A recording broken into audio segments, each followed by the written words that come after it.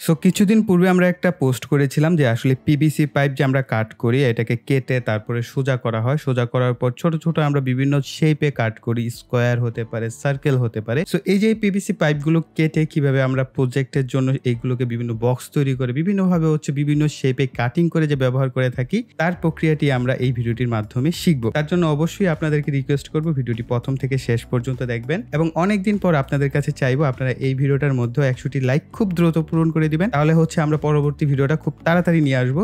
যে পিভিসি পাইপটা আছে এই পিভিসি পাইপগুলোর একটা বিষয় আপনারা প্রায় ভুল করেন, সেটা হচ্ছে যে আপনারা সম্পূর্ণ পাইপের দাম গিয়ে দোকানে জিজ্ঞাসা করেন, এতে করে তারা 2200, 2500, 3000 টাকা দাম বলে। এইভাবে কেনার দরকার নেই। আপনার যতটুকু দরকার, সাপোজ আপনার 3 ফিট দরকার, তাহলে আপনি 3 ফিট পাইপটা কিনে নিয়ে আসবেন। সো 3 ফিটের যা দাম আসে তাদেরকে জিজ্ঞাসা করবেন। তো যে কোনো হার্ডওয়্যারের দোকানে এই ধরনের পিভিসি পাইপ পাওয়া যায়, তাদেরকে গিয়ে বলবেন যে ভাই আমার 2 ফিট লাগবে, আপনি আমাকে 2 ফিট কাট করে দেন। সো 2 ফিটের দাম এবার 200 টাকা 150 টাকা যা আসে তারা আপনার কাছ থেকে তাই রাখবে। তো তারা কিন্তু এই পাইপগুলোকে কেটে বিক্রি করে। সো আপনার পুরোটা কেনার কোনো প্রয়োজন নেই। আর এই পিভিসি পাইপগুলোর এই বরাবর আপনার মাপটা নেওয়া হয় যে এটা 5 ইঞ্চি না 4 ইঞ্চি না 3 ইঞ্চি। তো যত ইঞ্চির দরকার আপনি সেই ইঞ্চি অনুযায়ী কিনে নিয়ে আসতে পারবেন। এবার আসা যাক আমরা এটার যে কাটিং প্রসেস এবং এটাকে যে আমরা স্ট্রেট করব, এই পার্টটা আমরা ভিডিওর লাস্টে রাখছি, কারণ এটা একটু সময় লাগবে এবং এর আগে যে আনুষঙ্গিক বিষয়গুলো যেগুলো বেশি ইম্পর্টেন্ট সেগুলো আমি আগে আপনাদের সাথে শেয়ার করি। সো ফার্স্ট অফ অল একটা বিষয় মাথায় রাখবেন, এখানে দেখতে পাচ্ছেন হ্যান্ড গ্লাভস। সো এগুলো খুবই সফট টাইপের হ্যান্ড গ্লাভস। তারপরেও আমি বলবো যে কোনো কাজের আগে প্রোটেকশন অবশ্যই নিয়ে রাখবেন। হ্যান্ড গ্লাভস ব্যবহার করবেন এবং আরো মোটা ধরনের কিছু হ্যান্ড গ্লাভস পাওয়া যায়,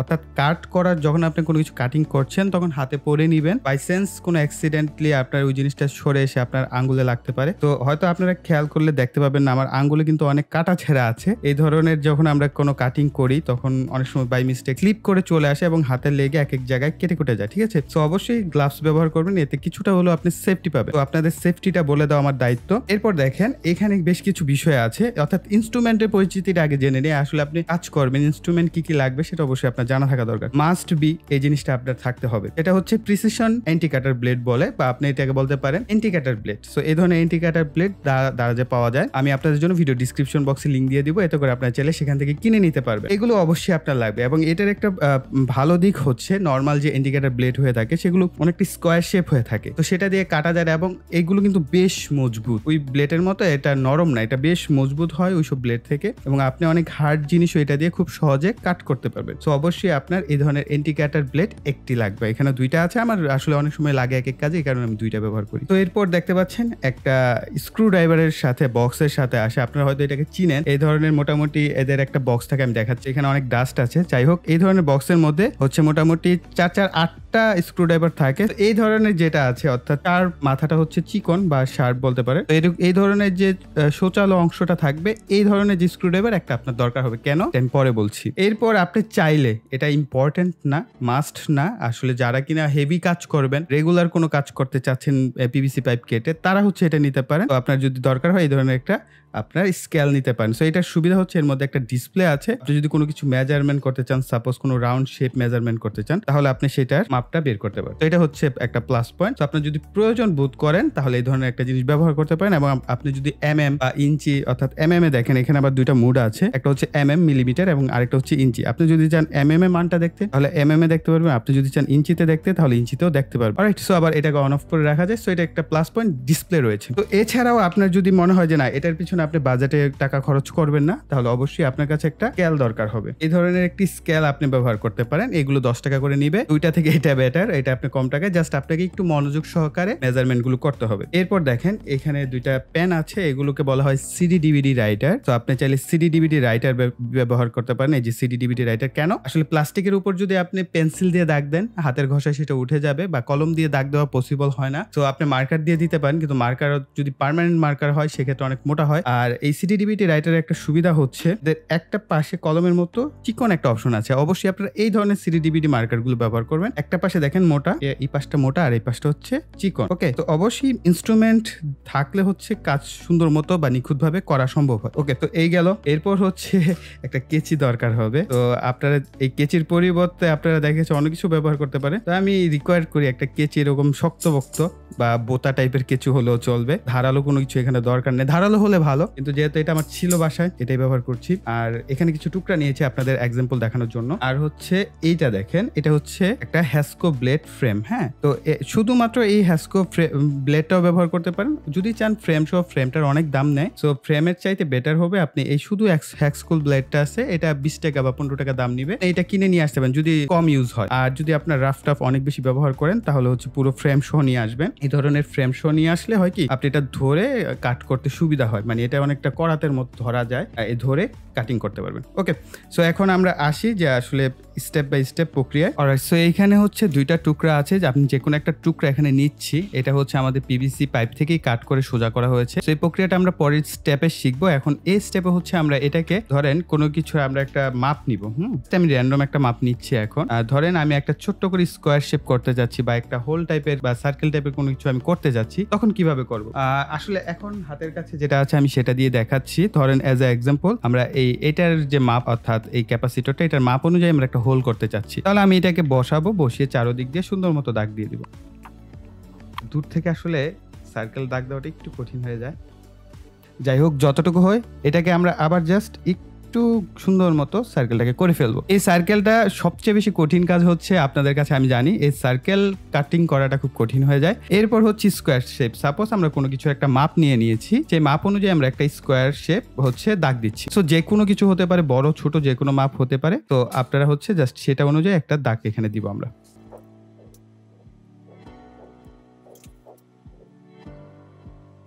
সো মূলত আমরা এটাকে স্কোয়ার শেপ বা চতুর্ভুজ টাইপের হচ্ছে একটা বক্স এখানে দাগ দিয়ে দিচ্ছি।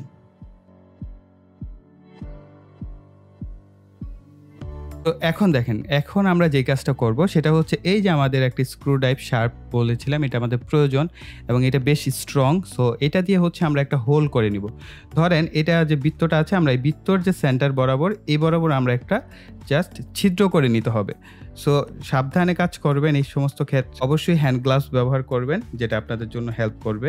এই যে দেখেন, আস্তে আস্তে জাস্ট এটাকে ঘোরাতে থাকবেন ধীরে ধীরে, তাড়াহুড়া কিছু নাই, এবং একটা পর্যায়ে দেখবেন এটা ছিদ্রটা হয়ে যাবে। ওকে, সো আই থিঙ্ক হয়ে গেছে। তো এই যে দেখেন ছিদ্র হয়ে গেছে। হ্যাঁ, এই পাশ থেকেও যদি দেখেন ছিদ্র হয়ে গেছে। এখন একইভাবে এই স্কোয়ার শেপে যখন আমরা কাট করব, এটার মাঝেও ছিদ্র করে নেব, একদম সেন্টার বরাবর চেষ্টা করবেন, তাহলে বেটার পারফর্ম পাবেন। তো আমরা জাস্ট এটাকে এখান থেকে ছিদ্র করব। মোটামুটি ছিদ্র হয়ে গেছে। সো দেখতেই পাচ্ছেন আমাদের দুইটা ছিদ্র করা শেষ। এখন হচ্ছে আমরা কাটিং করব। সো এটা খুবই চমৎকার একটা বিষয়, যারা জানেন না তাদের ক্ষেত্রে অনেক কঠিন হয়ে যায়। এবং এটা দেখেন, অনেকেও এখন বলতে পারেন যে ভাইয়া এটার তো শর্টকাট আরেকটা টেকনিক হচ্ছে আপনি এটাকে হিট দিলেন। হ্যাঁ, আপনার কাছে যদি হিট এয়ার গান থাকে বা যে কোনো মাধ্যমে আপনি এটাকে হিট দিলেন, হিট দেওয়ার পর কিন্তু এই জিনিসটা একদম কাগজের মতো নরম হয়ে যায়। তখন আপনি ইন্ডিকেটর ব্লেড যেভাবে ঘুরাবেন ঠিক সেভাবে কাগজের মতো কেটে যাবে। খুব সিম্পল, কিন্তু আমার কাছে ওই বিষয়টা না, মানে কিছুটা মনে হয় যে সেফটি কম, প্লাস আমার মন মতো হয় না কাটিংটা। ধরেন আমি ওইটা যতই পাতলা হোক এবং যখন ওইটা শুকিয়ে যায় তখন এটার যে শার্প এরিয়াগুলো একটু উঁচু নিচু হয়ে যায়, তো সেটা আমার পছন্দ না। এই কারণে আমি এই যে আপনার ইন্ডিকেটর ব্লেডটা, এটার যে সূচালো অংশটা এটা ভিতরের দিকে দিবেন এবং একটা কর্নার থেকে আস্তে করে রাউন্ড করে এইভাবে কাটবেন, আলতোভাবে কাজ করবেন। এই সমস্ত ক্রাফটিং বলেন বা আপনার কাটিং এর কাজ বলেন, এগুলো এক একটা আর্টিস্টের মতো কাজ করতে হয়, ধীরে ধীরে কাজ করবেন। সো আমি আপনাদের দেখাচ্ছি, জাস্ট একটা প্রান্ত মাথা ভিতরের দিকে দিয়ে এইভাবে হচ্ছে রাউন্ড শেপে ঘোরাতে থাকবেন, দেন এগেইন অ্যান্ড এগেইন, বারবার একই কাজ আপনি করতে থাকবেন, এভাবে হচ্ছে কাটতে থাকবেন ধীরে ধীরে। তো আপনারা ভিডিওতে দেখেন যে আসলে কত সুন্দর ভাইয়া হোল করে ফেলে, এত খুব তাড়াতাড়ি হয়ে যায়। আসলে আমাদের এরকম সময় দিয়ে ধীরে ধীরে কাজগুলি করতে হয়। সো আমি এখন এই জিনিসটাকে কিছুটা ফাস্ট ফরওয়ার্ড করে দেই, না হয় আপনারা আবার বিরক্ত হবেন। তো আমি জাস্ট বিষয়টাকে একটু ফাস্ট ফরওয়ার্ড করে দিচ্ছি, যে এইভাবে রাউন্ড শেপে আমরা ঘোরাতে।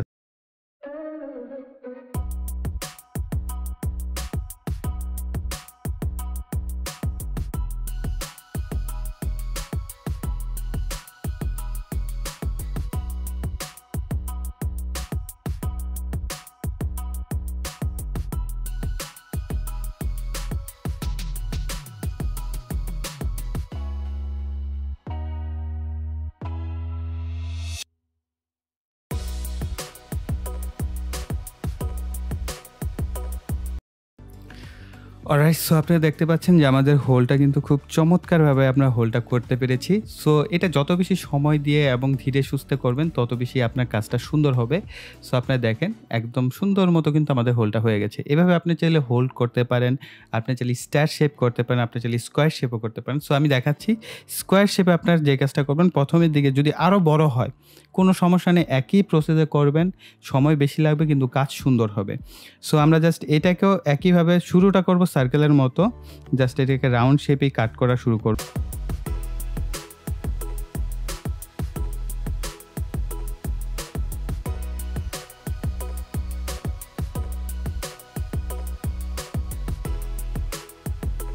এরপর হচ্ছে ধরেন রাউন্ড শেপ কিছুটা করার পর হচ্ছে আপনি এটাকে জাস্ট উপর এবং নিচে স্কোয়ার শেপে নিয়ে আসার চেষ্টা করবেন। এইভাবে উপর থেকে এভাবে কাটবেন এবং নিচ থেকে হচ্ছে এভাবে জাস্ট স্লাইড করে জিনিসটাকে স্কোয়ার শেপে নিয়ে আসার চেষ্টা করবেন ধীরে ধীরে, তাড়াহুড়া করবেন এই সমস্ত কাজে। সো এই যে দেখেন হয়ে গেছে কিছুটা। এরপর আবার অপর দিক থেকে ঠিক একই প্রসেসে আপনারা চেষ্টা করবেন এটাকে স্কোয়ার শেপে নিয়ে আসার।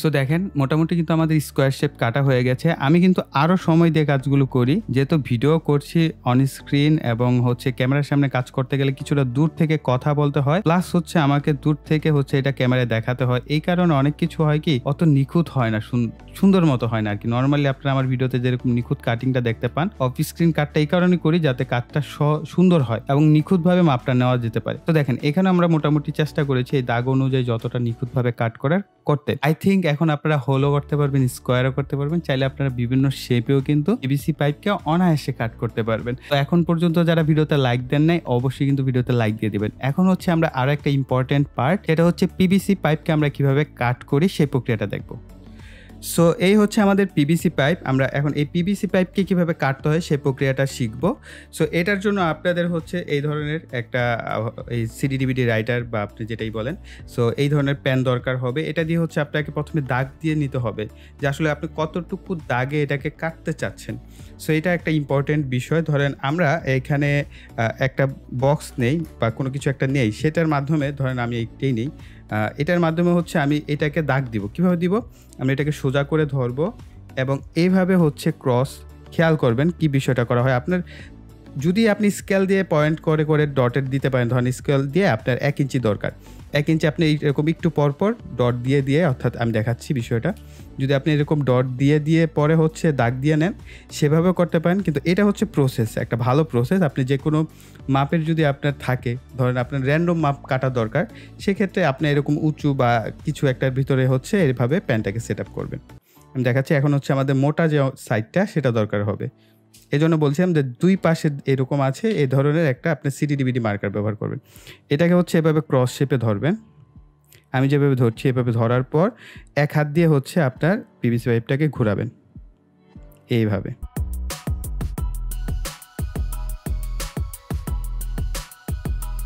অলরেডি আমাদের সার্কেল দাগ দেওয়া হয়ে গেছে, তো আরেকবার দিচ্ছি যাতে কিছু কিছু জায়গায় দাগ পড়ে নাই সেই জায়গাগুলোকে রিকভার হয়ে যাবে। আই থিঙ্ক হয়ে গেছে। তো এখন যদি আপনারা দেখেন খুব চমৎকারভাবে কিন্তু পিভিসি পাইপে আমি সার্কেল করে ফেলেছি। এই যে দেখেন নিখুঁতভাবে সার্কেল হয়েছে।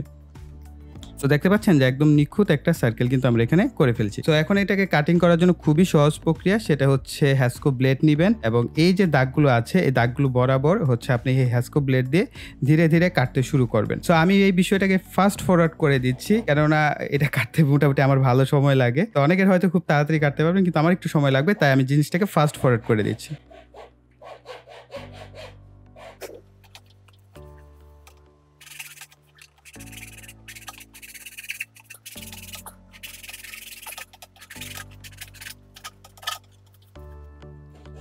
সো চাইলে আপনারা মোচড় দিয়ে ভাঙতে পারেন শেষ অংশে যখন চলে আসে। দয়া করে এই কাজটা করবেন না, একটু সময় নিয়ে হলো ধীরে ধীরে জিনিসটাকে এভাবে কাটুন। সো যাই হোক, কোনো কিছু ভাঙে নাই, সেফলি ল্যান্ড করেছে। সো দেখেন আমাদের কাট করা হয়ে গেছে। এখন হচ্ছে আমরা এটাকে মাঝামাঝি বা আড়াআড়িতে কেটে নিব। এটার কারণ হচ্ছে যেহেতু আমরা এটাকে হচ্ছে পরবর্তীতে সোজা করব, তার জন্য অবশ্যই আমাদের এই বরাবর কাটতে হবে। তার জন্য আমরা একটা স্কেল নিব, এরপর আমরা সিডি ডিভিডি যে মার্কার আছে সেটা দিয়ে দাগ দিয়ে নিব। তারপর একই প্রক্রিয়া আমরা আবার এটাকে কেটে ফেলবো। আচ্ছা, এইভাবে কাটাটা একটু কঠিন হয়ে যায় যখন এই ধরনের জিনিসগুলো পাতলা হয়ে যায়, তখন হচ্ছে আমার যে একটা কেচি আপনাদের দেখিয়েছি সেটার দরকার হবে। আমার স্টুডিওর আজকে খুব খারাপ অবস্থা হচ্ছে, সেটা হচ্ছে এগুলো পরে আমার স্টুডিওর 12টা বাজবে, আবার পরিষ্কার করতে হবে। সো যাই হোক, আমরা এটা হচ্ছে কেচি দিয়ে সুন্দর মতো কেটে ফেলবো। সো কাট করা হয়ে গেল। সো এখন হচ্ছে সবথেকে ইম্পর্ট্যান্ট একটা পার্ট, সেটা হচ্ছে যে আমাদের এটাকে সোজা করতে হবে। সোজা করার জন্য আপনারা চাইলে এয়ার হিট গান ব্যবহার করতে পারেন, যেহেতু সবার কাছে এয়ার হিট গান থাকবে না। তো সেই ক্ষেত্রে আপনারা কিভাবে করবেন, চাইলে গ্যাসের চুলার উপর দিতে পারেন, কিন্তু সেটা আমাকে মনে হয় যে সিকিউর না, কারণ অনেকে আছেন আপনারা অনেক টিনেজার, কম বয়সের, আমার কাছে মনে হয় রিস্কি গ্যাসের চুলার উপরে এই বিষয়টাকে দিয়ে তারপরে হচ্ছে আপনি এটাকে সোজা করেন। তার জন্য সবচেয়ে সহজ একটি মেথড হচ্ছে মোমবাতি। একটু কষ্ট করে দোকান থেকে একটা মোমবাতি নিয়ে আসবেন, তারপর হচ্ছে মোমবাতিটাকে জ্বালাবেন। সো জ্বলবে কিনা কে জানে, অনেকদিন আগের পুরাতন মোমবাতি। সো জ্বলেছে। এটাকে জাস্ট এভাবে রেখে ধীরে ধীরে এটাকে উপর থেকে ধরবেন, ঠিক আছে? এটাকে ধীরে ধীরে ধরতে হবে, একবারে যেন তাপটা না লাগে, তো চারিদিকে যেন ছড়ায়। এবং এই ক্ষেত্রে গ্লাভস ইম্পর্টেন্ট, যেহেতু তাপটা কিন্তু এটা পুরোটা ছড়িয়ে যাবে। তো এটাকে ধীরে ধীরে টানবেন। এই যে দেখেন, আমরা একটু উপর থেকে ধরবো। এই যে সবচাইতে সহজ এবং ওয়ার্কিং প্রক্রিয়া হচ্ছে এটা। অলমোস্ট দেখেন অনেকখানি সোজা হয়ে গেছে। আমরা কিন্তু এভাবে একটু একটু করেই করি, এয়ার হিট গান দিয়েও যে সাথে সাথে হয়ে যায় তা না, ধীরে ধীরে আমরা হিট দিতে থাকি এবং ধীরে ধীরে এটা সোজা হতে থাকে। যদিও এটা একটু ব্যয়বহুল, মোমবাতির দাম অনেক বর্তমানে, তারপরও জাস্ট যারা শখের বসে করবেন এই ধরনের কাজ, একটু পরিশ্রম করতে হবে, কিছুটা খরচ করতে হবে কাজ সুন্দর করার জন্য। আর সেফটি প্রক্রিয়া সব থেকে ইম্পর্টেন্ট। ইলেকট্রনিক্স, ইলেকট্রিক্যাল কাজে সেফটি ফার্স্ট নামে একটি ওয়ার্ড থাকে, অর্থাৎ যে কোনো কাজে সেফটি আগে দিবেন, তারপর যা করার করবেন। So okay. আর যখন কিনা হিট দিবেন, হিট দেওয়ার পর এটাকে একটা জায়গায় রেখে এর উপর ভারী যদি কোনো কিছু রেখে দেন, তাহলে হচ্ছে ধরেন পাথর বা ইট এই জাতীয় কিছু রেখে দিলে এটা একদম চমৎকারভাবে সোজা হয়। এই জায়গায় যে ঢেউ হচ্ছে, এই যে জিনিসগুলো একদম সোজা হয়ে যাবে। সো বেশ ভালো হিট হয়ে গেছে অলরেডি। আমরা আরেকটু সোজা করি। আই থিঙ্ক আপনারা অলরেডি বুঝে গেছেন, যারা অলরেডি বুঝতে পেরে গেছেন যে কীভাবে এটাকে সোজা করতে হবে।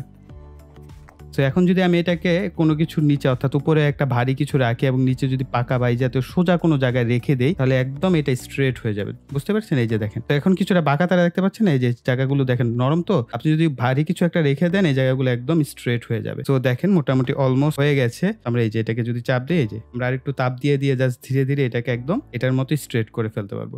সো আই থিঙ্ক এই প্রক্রিয়াটিও আপনাদের অনেক বেশি হেল্প করবে। আচ্ছা, আরেকটা বিষয় বলে দিই, সেটা হচ্ছে এখন দেখেন আমরা যখন এদেরকে সোজা করি বা আমরা কোনো কিছু হিট দিই, তখন কিন্তু এদের গায়ে বিভিন্ন ধরনের দাগ টাগ থাকে। তখন এদেরকে এই দাগগুলো বা এইগুলোকে যে আমরা সাদা করে ফেলি, সেটার জন্য কিন্তু আমরা শিরিষ কাগজ ব্যবহার করি।